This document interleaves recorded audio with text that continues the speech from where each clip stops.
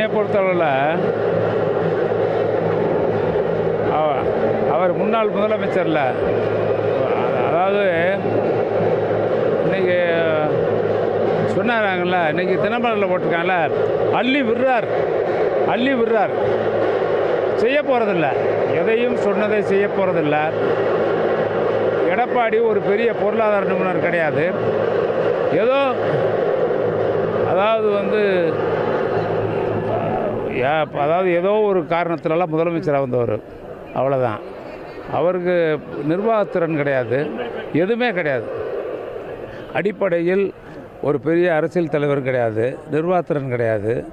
10,000 ரூபாங்கிறது அது சொன்னது மாதிரி அள்ளி விடுறது மாதிரி தான் இருக்குது. தினமலர் பார்த்தீங்களா? நல்லா அள்ளி விட்டுருக்காருன்னு உங்கள் பத்திரிகை சொன்னதே திருப்பி போடுங்க. அள்ளி விடுறாப்புல ஒன்றுமே நடக்காத சொல்கிறாரு. முடியாதுக்கு 1 லட்சம் கூட சொல்லுவார். ஆனால் அவர் வரமாட்டார். அடுத்து முடிஞ்சு போச்சு, முடிஞ்ச கதை.